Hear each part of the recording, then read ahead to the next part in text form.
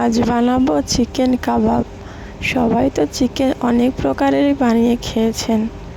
আমার স্টাইলে এই কাবাব একবার বানিয়ে খেয়ে দেখবেন, বাড়ির বাচ্চারা অনায়াসে ভাত শেষ করে ফেলবে। তাহলে দেখুন এটা আমি কিভাবে বানাই।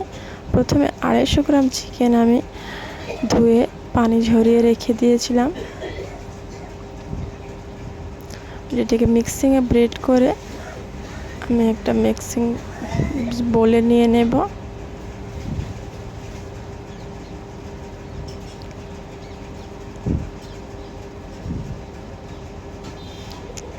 আবারও মিক্সিতে আমি কয়েক কলাই রসুন, একটু আদা আর একটা বড় সাইজের পেঁয়াজ কুচি ব্লেন্ড করে নেব।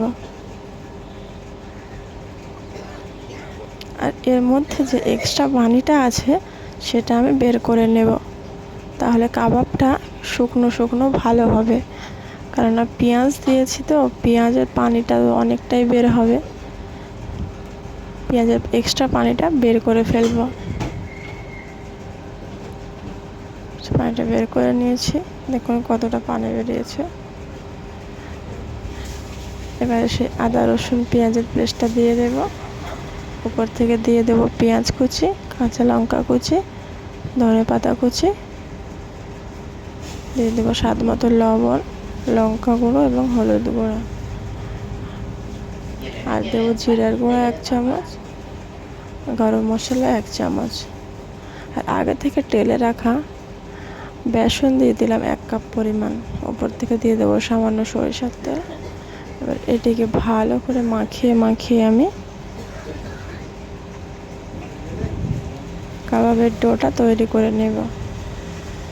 কাবাবের ডোটা আমার দেখুন তৈরি হয়ে আছে, এরকম শুকনো একটু হতে হবে।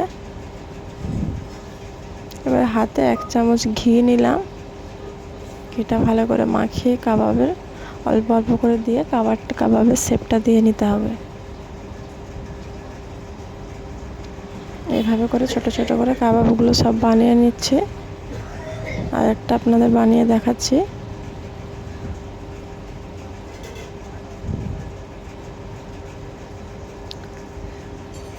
এইভাবে করে সব কাবাবগুলো বানিয়ে নিয়েছি।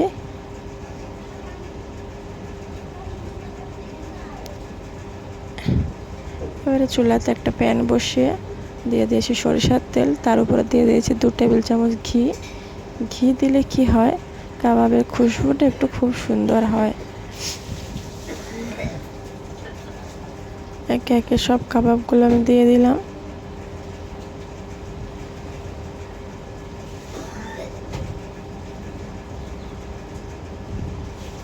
এবার এগুলোকে 2 মিনিট পর্যন্ত মিডিয়াম টু লো ফ্লেমে ভেজে উল্টিয়ে পাল্টিয়ে নেব।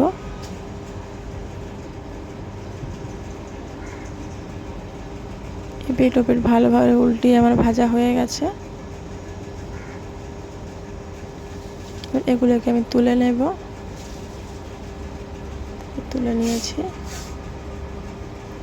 সবগুলো আমি তুলে নিয়েছি। দেখুন এরকম লাল লাল করে সুন্দর করে ভাজতে হবে। ধন্যবাদ।